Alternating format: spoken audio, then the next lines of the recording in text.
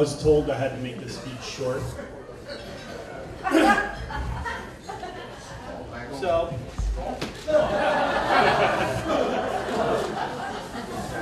dear Danielle, this is all the reasons that I love you. Oh, sorry, wrong speech. Sorry, wrong speech. Sorry. There were 483 rounds. Here's the speech I'm supposed to give. First off, I want to say thank you to everybody for coming. It means the world to us. It means the world to us. Also, I'm going to move until the mic doesn't stop. Okay. The table numbers are chocolate. Please eat them. Okay. Thank you. Really? That gets the biggest reaction? Okay. I prepared a long list of people I wanted to thank. It was roughly 103. But I narrowed it down. Sorry. I narrowed it down to 6. Maddie and Marvin, thank you for everything. Everybody here needs to thank Maddie and Marvin for everything that they've done.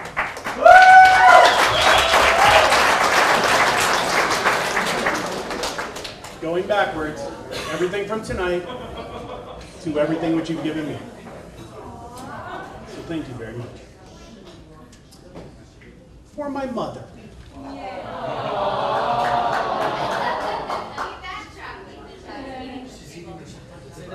My mother's strength and determination, her stubbornness, her independence, I have taken on like a champ, and I thank her every day for it. She's done so much that I never appreciated growing up until you're put in that situation and you understand how much they do for you that you never know. So I hope every child looks at their parents and thinks about that and loves them more every day.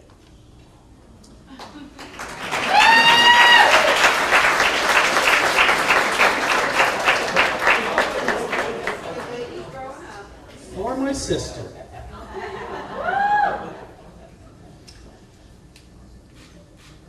Let's take a step back.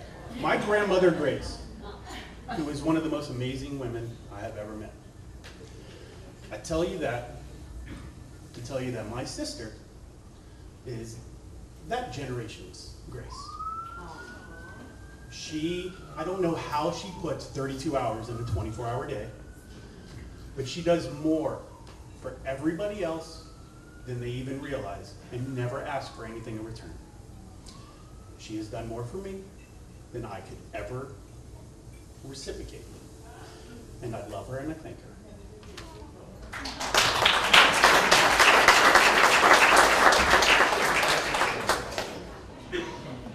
My Uncle Lawrence.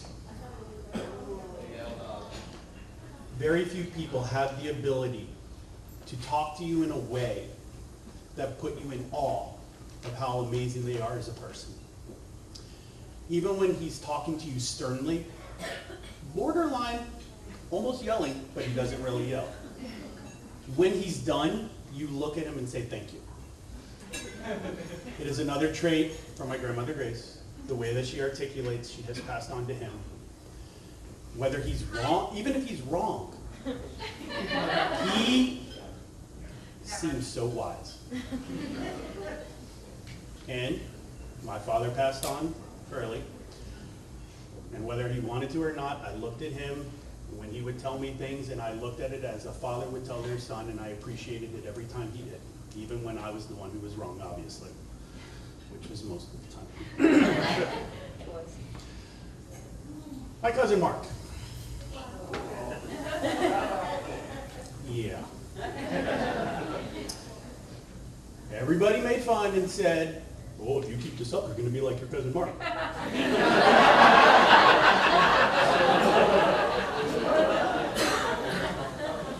Which at the time, I was like, hell yeah.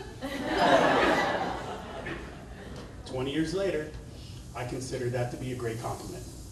I think that you are an amazing man with an amazing family. And when I think back to that, You know, I think of it as a compliment now. Before I was like, oh, come on, I'm not going to do it. Kidding me?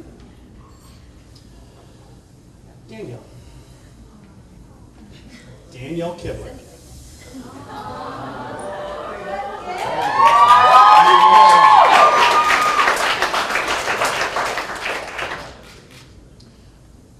You wanted this said somewhere, so I will be the one who said it. I hope that you and I annoy each other for the rest of our lives. I love you. I love you.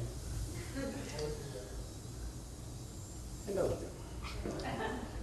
There's way too much, and I want to eat dinner, and you mean the world to me.